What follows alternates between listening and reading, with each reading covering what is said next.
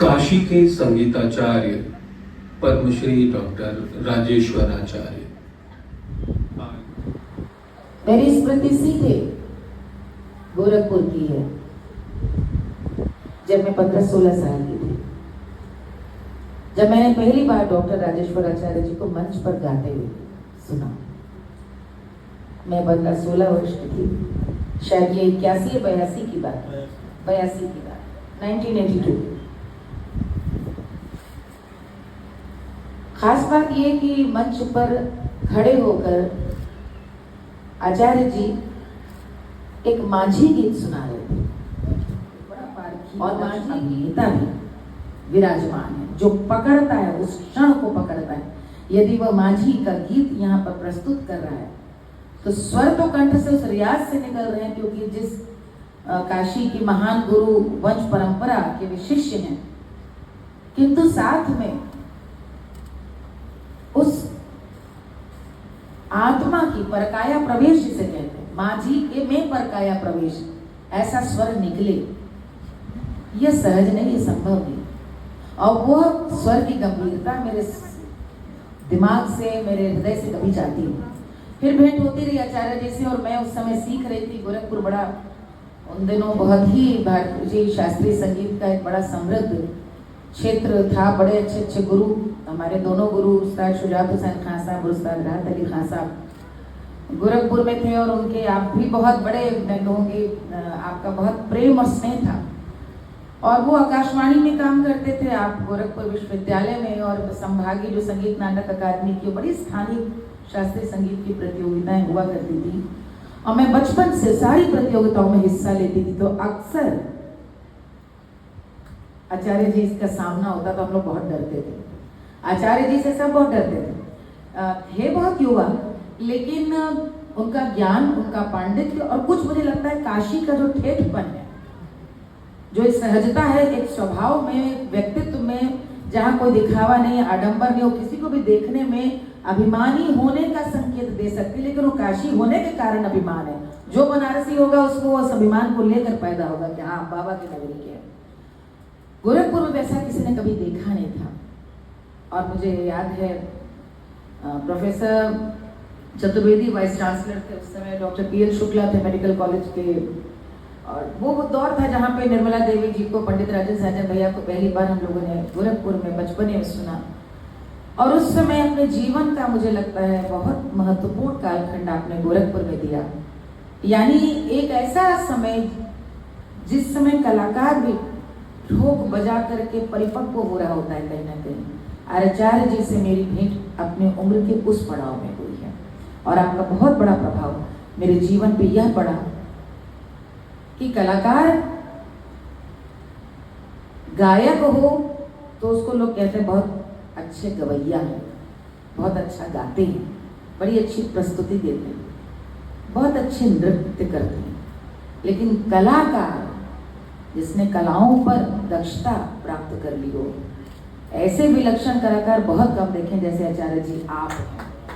चित्रकला में तो, मूर्ति कला में तो, अभिनय कला में तो, और बोलने पे आए तो लगता है कि सीधे सीधे जो आपके पिताजी यहाँ पर काशी हिंदू विश्वविद्यालय में हिंदी विभाग में थे, तो आप उधर गए नहीं तो मुझे लगता है आप कितने उच्च कोटि के साहित्य रचते, क्योंकि अभी भी आपका जो वाचन होता है, जो आपका बड़ा एक अनौपचारिक वाचन भी होता है, उसमें जिस प्रकार के लय, कभी छंद है, कभी छंदबद्ध है, कभी छंदमुक्त है, जिस प्रकार के आप मुझे लगता है मुखर वाचन करते हैं, उसको भी सहेजने की आवश्यकता। और मैं इस बात से शबनम से बिल्कुल इत्तेफाक रखती हूँ कि इस प्रकार का जब ज्ञान का भंडार किसी भी व्यक्ति के पास होता है तो उसको एक पुस्तक में उसको लाना, समेटना, ये बहुत कठिन है।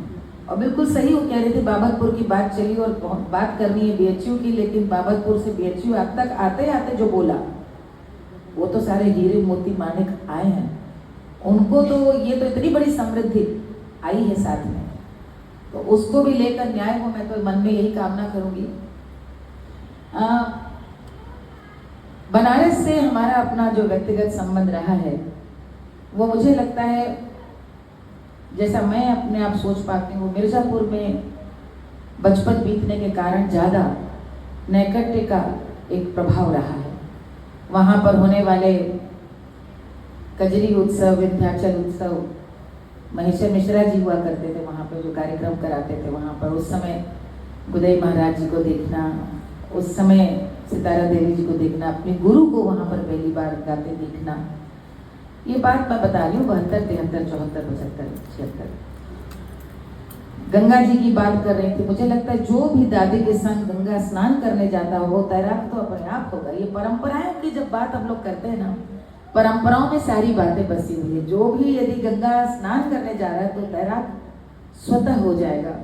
तो ये मिर्जापुर में मुझे लगता है कि बनारस का ही एक एक्सटेंशन है मिर्जापुर, एक ही नगर, कहीं कोई संस्कृति में कोई भेदभाव नहीं। गोरखपुर आई तो आचार्य जी से भेंट हुई, और लखनऊ जब भातखंडे आई तो वहाँ पर पूरा बनारस घराने का ही उस समय बोलबाला था। रंगनाथ मिश्र जी थे, पंडित गणेश प्रसाद मिश्र जी थे, धर्मनाथ मिश्र थे, कामेश्वर भैया भी यहाँ बैठे थे, चले गए। अच्छा खासा बनारस का दबदबा था, सब बनारस में ही, बनारसी में ही बोलते थे। मैं चूंकि मेरे जवानी गोरखपुर में बीती थी तो मैं भोजपुरी बोलती थी, तो ये लोग बनारसी में बतियाएं तो मुझको लखनऊ एक बड़ा और बनारस दोनों शहरों के मिजाज में बड़ा अंतर है। जो एक ठसक बनारस में है असलियत की, जो है सामने रख दे उड़े दे, लखनऊ उतना ही संयम, मर्यादा, बांध के, खींच के, भाव भी उठानी, मुस्कुराने की, ये तो बताएगा कैसे क्या। वो जो कल कथक घराने की नजाकत दिखती वही लखनऊ में। रही कसर यह हुई कि ब्याह भी हो गया अधिकारी से, वो भी यूपी काडर में, तो बहुत कुछ क्या नहीं करना ये समझ में आता था। अभी तक पता चलता है क्या नहीं करना। और काशी तो यही बताती है कि जो कुछ है सब उसी को समर्पित है। महादेव का तुम्हारा है क्या, तो जो कुछ है यहाँ पर समर्पित भाव से जियो। वो जो वृत्ति थी, उस वृत्ति को, पुकार को माँ सरस्वती ने, माँ विंध्यवासिनी ने ऐसे सुना कि नवरात्र में ही हम बनारस आए और अप्पा जी का आशीर्वाद मिला। ये बात इसलिए कह रही हूँ क्योंकि बिना बनारस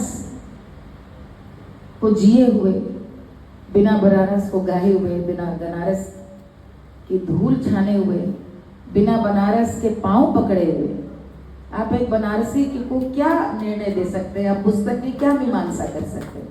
आप उस पुस्तक को पढ़ करके आनंद ही नहीं ले पाएंगे जहां पर ये लिखा है।